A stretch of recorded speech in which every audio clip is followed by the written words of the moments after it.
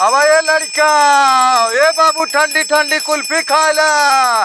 ये चाचा कुल्फी खिया जा। खा भैया। हे चाचा, ये कार्ड पकड़ा। ये कैसन कार्ड भैया? अब की हमरे गेहूं इतना ज्यादा पैदा भय हो, बाबू कहा था आज पूरे गांव को खाना खियाई। करे भैया, हम तो अब धंधा भी नहीं करिए जाती, धंधा करे अपन। चाचा धंधा बिहान चला जा, आज हमरी यहाँ चला खाना खा ला। चल ठीक है भैया, आवत है। ठीक चाचा। को चाचा मोके ना नहीं उतवा दे है ना तो उससे पटत हुई भैया, ना तो हने उतवा दे होइए।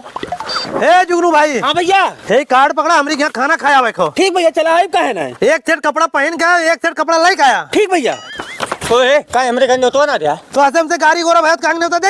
तो खान पियन तू छोड़ दे बे गाड़ी गोरा भाई तो। हाँ दादा ने उतर तारिये मुंह पूछ दे। अच्छा ले कार्ड पकड़, खाए चला टाइम से कपड़ा पहन के रहना है। ठीक है।